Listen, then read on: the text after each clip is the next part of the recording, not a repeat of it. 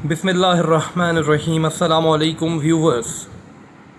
سال 1626 جب یورپ ایک خطرناک جنگ کے بھڑکتے شعلوں میں کسی موذی مرض کی طرح مبتلا تھا۔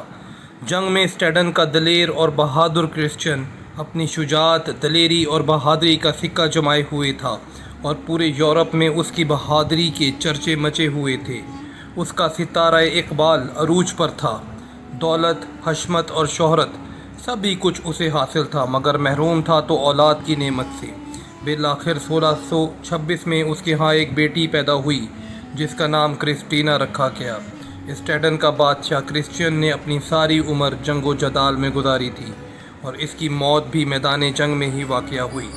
باپ کی موت کے وقت کرسٹینا کی عمر 6 سال تھی۔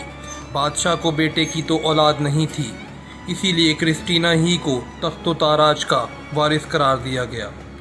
امراء اور وزراء اس کے نام پر کاروبار حکومت چلانے لگے۔ بادشاہ کرسچن کو اپنی بیٹی سے بہت محبت تھی۔ بیٹوں ہی کی طرح اس نے بیٹی کی پرورش کی تھی۔ نہ صرف یہ بلکہ اس کی وفات کے بعد بھی کرسٹینا کی تربیت لڑکوں جیسی ہی کی جاتی رہی۔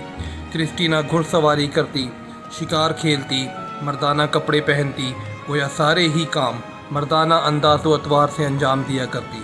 وفادار وزیر اعظم اسے اپنی بیٹی کی طرح سمجھتا تھا اور سلطنت کو ایک امانت سمجھ کر اپنا فرض نہایت نیک نیتی اور دیانتداری سے انجام دیتا رہا، یہاں تک کہ کرسٹینا کے جوان ہونے تک بغیر کسی خرابی کے ملک کو ترقی کی طرف گامزن کیے رکھا۔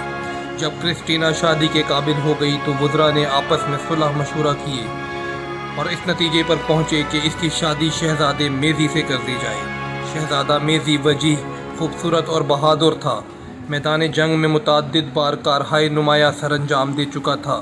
اسی سبب وزراء کا انتخاب ہر لحاظ سے موزوں تھا، مگر اب اسے کیا کہا جائے کہ کرسٹینا کو شہزادے سے بالکل بھی محبت نہ تھی اور اس نے شادی سے انکار کر دیا۔ اس بارے میں اس کا خیال تھا کہ شادی میرا ذاتی معاملہ ہے اور مجھے جس سے بھی محبت ہوگی اس سے کروں گی شادی، لہذا کسی کو بھی دخل اندازی کی ضرورت نہیں ہے اور نہ ہی اپنی مرضی اس پر مسلط کرنے کی کوشش کی جائے۔ کرسٹینا کا انکار شہزادے کو ناگوار گزرا، مگر وہ سوچ کر چپ ہو گیا کہ گزرتے وقت کے ساتھ ساتھ ممکن ہے کرسٹینا خود ہی سیدھے راستے پر آ جائے، مگر ادھر حالات ہی کچھ اور رخ اختیار کرنے لگے۔ اسپین کے بادشاہ تک بھی ملکہ کرسٹینا کے حسن و شباب کے چرچے پہنچنے لگے تو اس نے اپنے ایک سفیر کے ذریعے شادی کا پیغام اسٹیڈن روانہ کر دیا۔ اسپین کے بادشاہ نے پیغام کے ساتھ ساتھ اپنی تصویر بھی بھیج دی تھی، مگر قسمت کو کچھ اور ہی منظور تھا۔ ملکہ کرسٹینا کو اسپین کا بادشاہ پسند نہ آیا۔ بادشاہ سے زیادہ خوش قسمت ٹھہرا اس کا سفیر۔ ملکہ کرسٹینا سفیر کے عشق میں گرفتار ہو گئی۔ بات کچھ اس طرح تھی کہ ایک دن ملکہ اپنے عمر رسیدہ خادم سریس کے ساتھ گھومتے ہوئے دارالخلافہ سے کچھ میل آگے جا نکلی۔ اس وقت برف باری ہو رہی تھی، موسم خوشگوار تھا۔ ملکہ اور خادم گھوڑوں پر سوار برف پر سفر کے مزے لوٹ رہے تھے کہ اچانک انہیں برف میں دبی ایک گاڑی دکھائی دی۔ ملکہ گھوڑا دوڑاتی ہوئی گاڑی کے قریب جا پہنچی۔ گاڑی میں جوتے ہوئے گھوڑے اپنا پورا زور لگا رہے تھے، مگر گاڑی برف سے نہ نکل پا رہی تھی۔ تبھی گاڑی کے اندر سے ایک خوبصورت نوجوان اترا۔ وہ سردی کے باعث خاصا پریشان دکھائی دے رہا تھا۔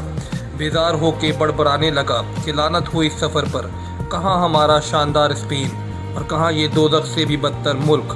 ملکہ کرسٹینا مردانہ لباس میں ملفوظ تھی۔ یہ سن کر مسکرائی اور خادم کو اشارہ کیا کہ گھوڑے سے اتر آئے اور برف میں دھنسی ہوئی گاڑی کو نکالنے میں مدد کرے، مگر باوجود اس کے گاڑی اپنی جگہ سے ہلی تک نہیں۔ بالآخر ملکہ خود گھوڑے سے اتر آئی اور سب نے مل کر گاڑی کو برف سے باہر نکالا۔ اسپین کے سفیر کو یہ نہیں پتا تھا کہ اس کی مدد کرنے والا نوجوان در حقیقت اسٹیڈن کی ملکہ ہے۔ اس نے ملکہ کو کوئی معمولی نوجوان سمجھ کر کچھ پیسے دینا چاہے۔ ملکہ پہلی ہی نظر میں خوبرو سفیر پر فریفتہ ہو چکی تھی۔ بہر طور ملکہ نے اس سے پیسے لے کر رکھ لیے، جبکہ سفیر کی گاڑی آگے روانہ ہو گئی۔ ملکہ اس کے دیے ہوئے پیسوں کو محبت بھرے انداز میں چومنے لگی۔ اب دل ڈھلنے لگا تھا۔ برف باری کے ساتھ سردی میں بھی شدت آتی جا رہی تھی، جس کے باعث ملکہ رات سے پہلے دارالخلافہ نہیں پہنچ سکتی تھی۔ یہاں تھوڑے فاصلے پر ایک چھوٹی سی سرائے تھی، وہاں جا پہنچی اور عام انسان کے بحروپ میں ایک کمرہ کرائے پر لے کر رات گزارنے کی ٹھانی۔ मलका क्रिस्टीना को मज़कूरा होटल में किराए पर लिए थोड़ी ही देर गुजरी थी कि सफ़ीर की गाड़ी भी उस होटल के सामने पहुंचकर रुकी। सफ़ीर गाड़ी से उतरकर होटल में दाखिल हुआ और होटल के मालिक से कमरा किराए पर हासिल करने का कहा। सूए इत्तफाक कि उस वक़्त उस सराय में कोई कमरा खाली न था, लिहाजा सराय के मालिक ने नहायत मुवद्दवाना अंदाज में जवाब दिया, हुजूर वाला, इस वक़्त आपको खाने पीने का सामान तो मिल सकता है, मगर अफसोस कि शब बसरी के लिए कोई कमरा खाली नहीं है। आप अपनी गाड़ी में ही रात बसर कर सकते हैं। मलका इस वक्त मर्दाना लिबास में एक तरफ बैठी सर्दी की शिद्दत को कम करने की खातिर शराब पी रही थी। सफ़ीर उसे पहचान कर उसकी तरफ बढ़ा और बोला, आपको जहमत तो होगी कि मैं रात अपनी गाड़ी में नहीं गुजार सकता। अगर आप इजाज़त दें तो मैं आपके कमरे में ये सर्द रात बसर कर लूँ। मलका की दिली हालत व कैफियत का बखूबी अंदाज़ा लगाया जा सकता है। उसके रगो पै में फुलझड़ियाँ छूटने लगी, तहम उसने बज़ाहिर हमवार लहजे में जवाब दिया, बहुत बेहतर। फिर दोनों वहाँ से उठकर सोने के लिए कमरे में आ गए। सफ़ीर कमरे में दाखिल होते ही मसहरी पर दराज होके पाँव फैलाए लेट गया। मलका को एक सोच ने आ लिया कि आया वो मर्दाना लिबास उतार दे या इसी तरह सो जाए। सफ़ीर जो पलंग पर लेटा उसकी जानिब तके जा रहा था।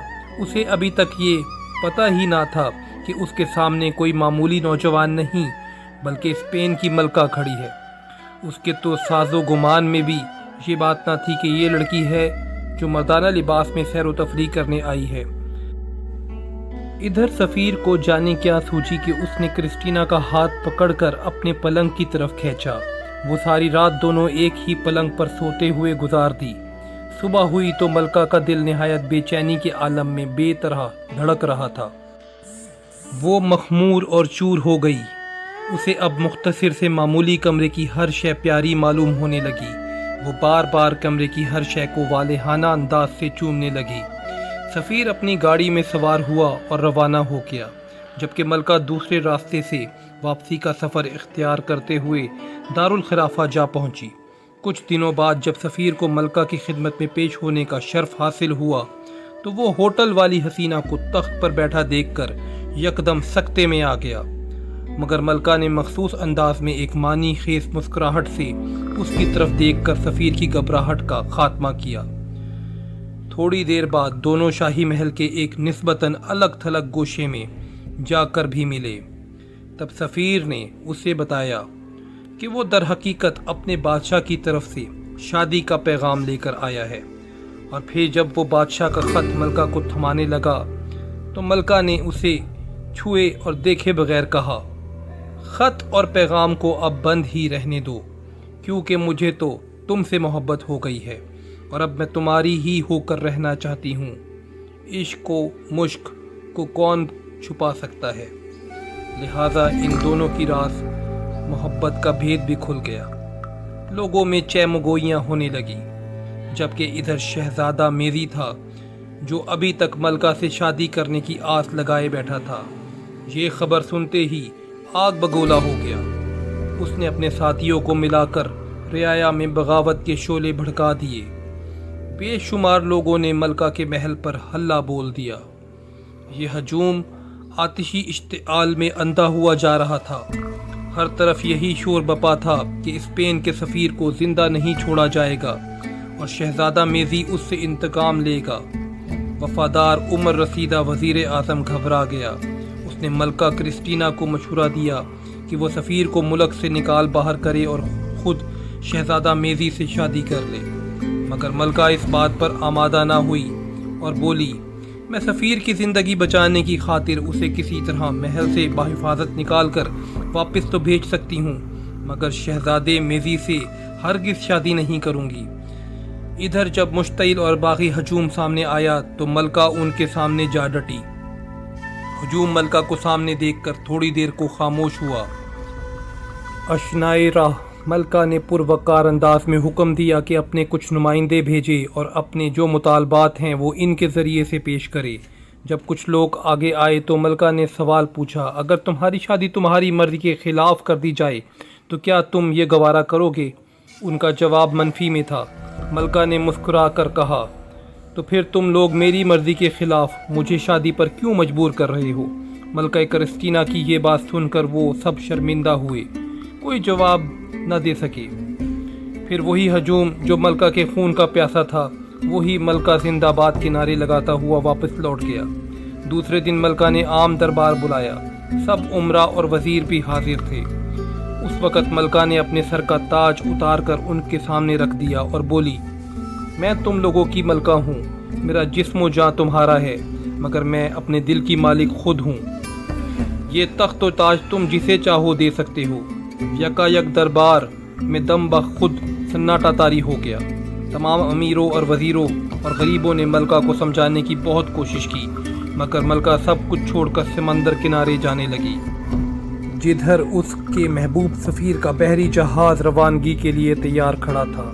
دیوانی ملکہ دنیا و ما فیہا سے بے نیاز، دل ہی دل میں خوش آئند زندگی کا سنہری خواب سجائے سپنوں میں کھوئی جہاز کے قریب جا پہنچی، مگر افسوس کہ آخری وقت میں ستم کار تقدیر نے اسے دغا دے ڈالی۔ جب ملکہ جہاز میں پہنچی تو اندر اس کے محبوب کی لاش نے اس کا استقبال کیا۔ حاسد شہزادے میری نے راستے ہی میں اسپین کے سفیر کو مروا ڈالا تھا۔ نامراد ملکہ کی دنیا گویا اندھیری ہو گئی، مگر اس کی ثابت قدمی اور پائے استقلال میں ایک ذرہ لرزش بھی نہ آنے پائی۔ ملکہ کرسٹینا نے نہایت ضبط و تحمل سے کام لیتے ہوئے اپنے مخصوص پروقار انداز میں کہا، اب میں واپس نہیں لوٹ سکتی۔